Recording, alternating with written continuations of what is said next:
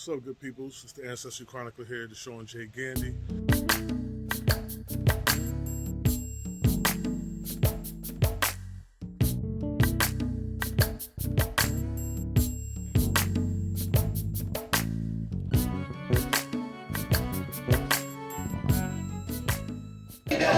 You know, like going to Africa, in and of itself is an experience.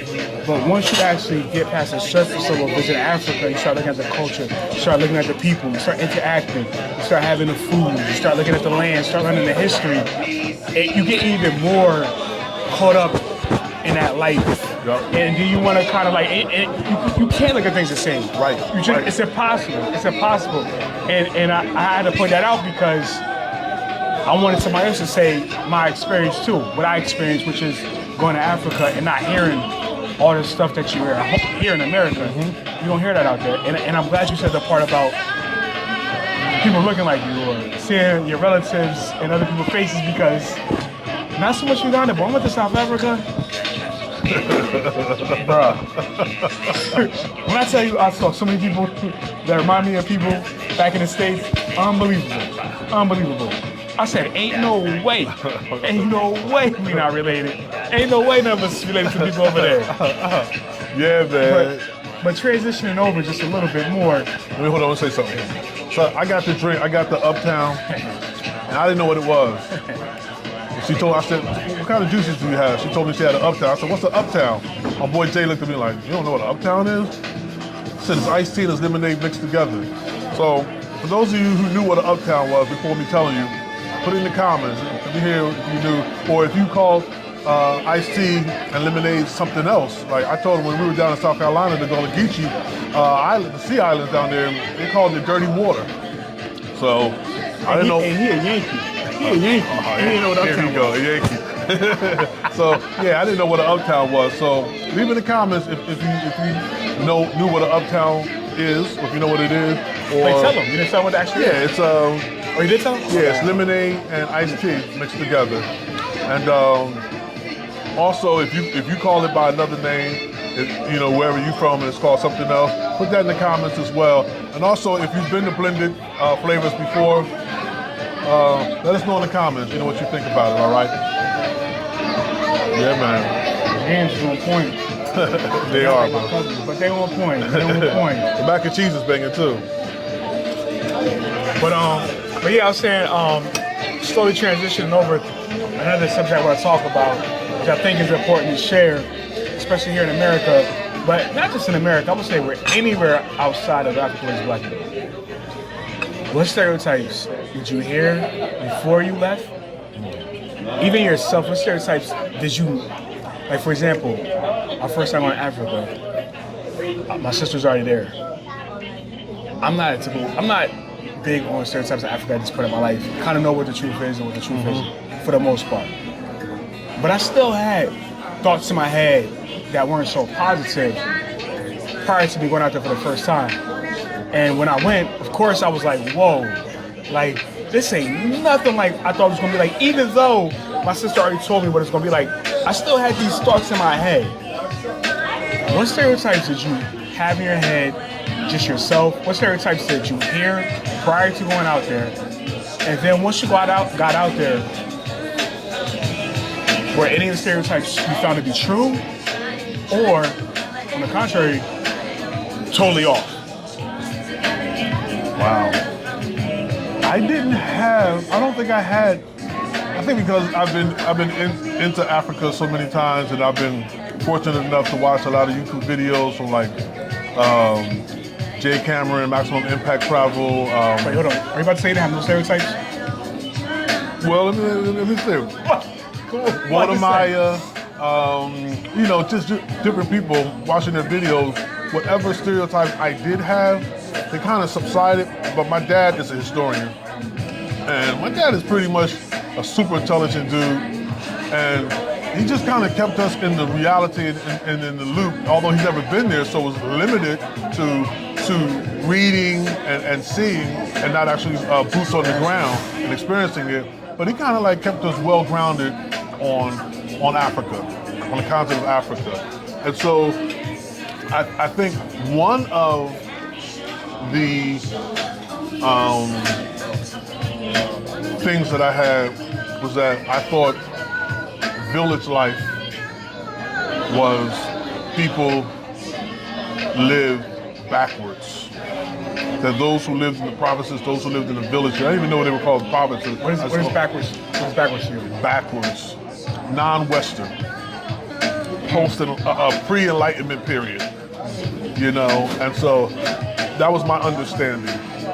And so when I got to the continent, when I got to Africa, and we went to the villages and went to the provinces, I realized that was totally the wrong view.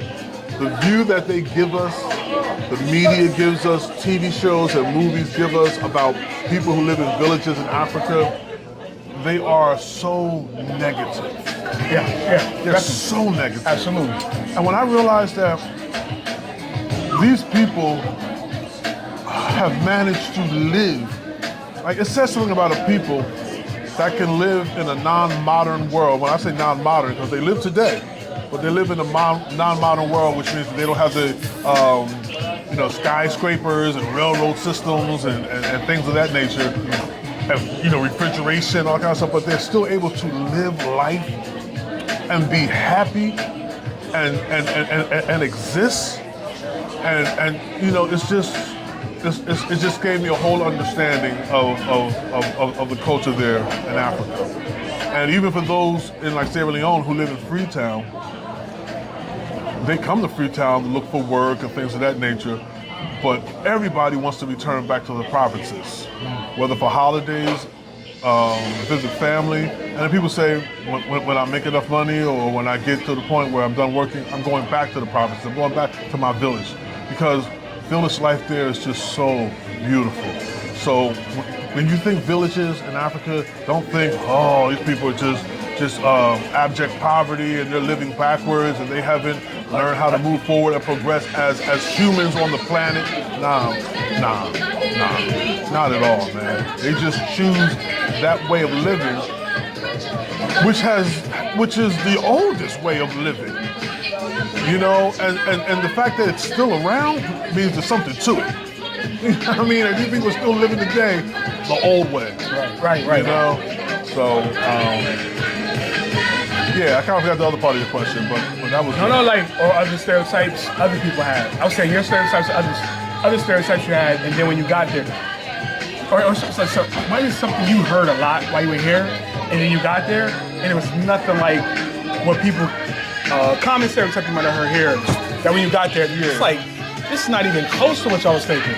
So like I said, a lot of my stereotypes were held as a child and dispelled as I got older. One of the stereotypes as a child that always heard that African women are ugly. Listen, bro, the queens of the earth walk the continent of Africa every day. Beautiful, sisters just beautiful. Shout out to Johannesburg.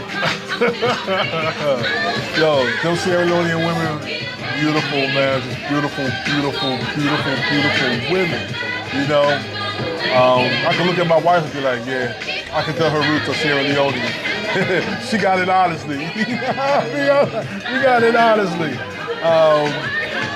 That was one. And then I think the other stereotype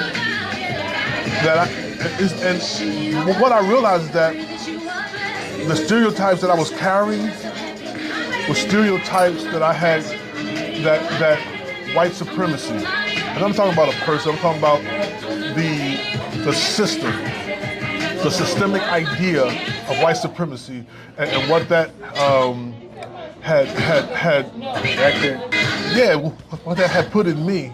And then how I took that with me, and I took that to Africa. And then I projected that upon the black people there, and it wouldn't fit. It didn't fit, So, listen, to be honest, you're better than me, because I definitely had, the older I got, of course, the less stereotypes I had, but I think that's for anything, like any place I've ever been before. Like, for example, I've never been to Alaska before. I have stereotypes about Alaska in my head, right? And I know one day when I go there, it's going like, oh, dang, this ain't what I thought at all.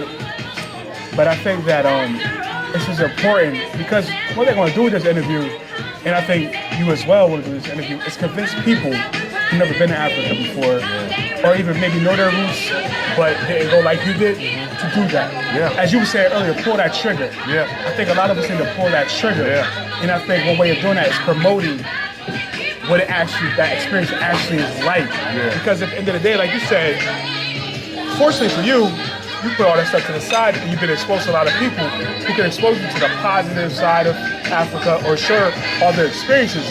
But I feel the typical, more importantly, the typical black person doesn't get that same exposure. Sure. And like I said earlier, I believe we're more divided now than we ever were before. Sure. So that's why some of my questions are based off of like pushing that narrative of positive experience, the connection you had, the similarities that people had, how they look, even how they walk. Yep. Yo, let me. I know your interview. No, do your thing, bro. I was in South Africa, Cape Town. Cape Town supposedly, was dangerous, whatever. So me and my friend was out there. He's leaving a dance club, and the guy, like, they had like security guards, I guess you would call them, just walking the streets. He could tell he was not from South Africa. We was good, but he said, no, I'm walking with y'all to a cab. I'm walking y'all to a cab. He was like, no, we good. But anyhow, he's like, no, I got you. All right, whatever. So we talking and walking.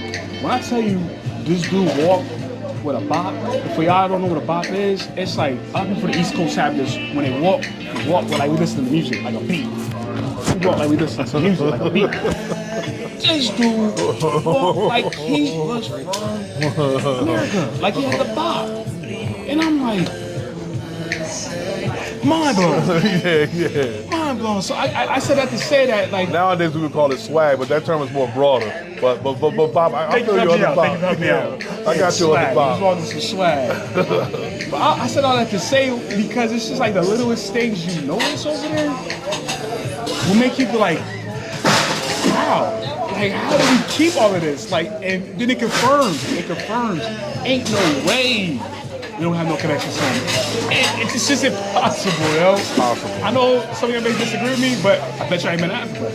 So when you go, like the Shire said, when you go, come back and we'll talk. Yeah. And we'll talk.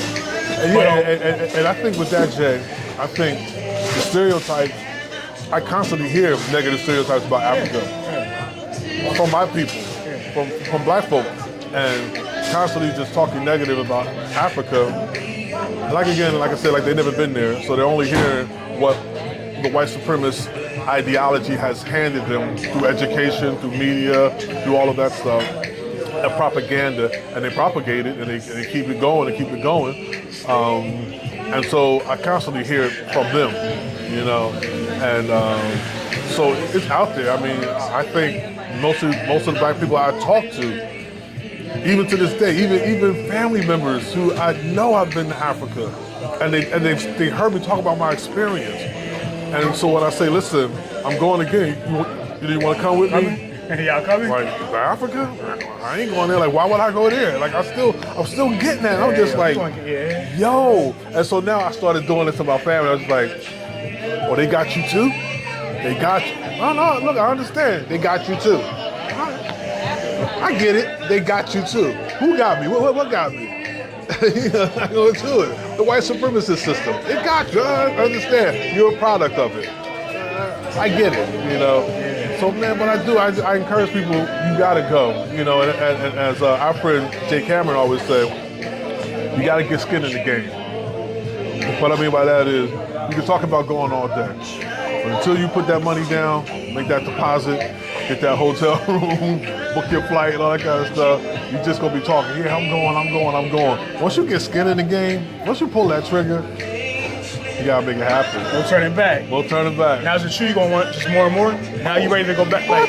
Listen, bro, there's not a day, and I've said this many times, there's not a day that I go through where I don't think about my time in Sierra Leone. And I long to go back. I yearn to go back. I desire so strongly to go back. And so I'm putting skin in the game again. You know what I mean? I'm making it happen again, because and you would think it would be easier because you went once just to go back the second time, but you got to plan for anything, like anything in life. You got to plan. You got to make it happen. And so, keep putting that skin in the game because, bro, I got to get back there. I got to get back. And even though I was there for 2 weeks and I tried not to be a tourist, I was still a tourist. I still did tourist things, but also blended in and mended in as much as I could with the native people and stuff like that.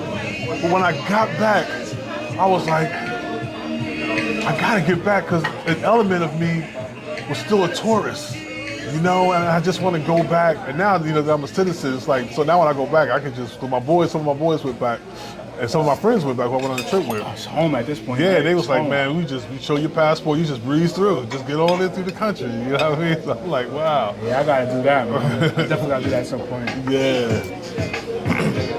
So yeah, I appreciate you sharing that part, that experience. I think it's so important.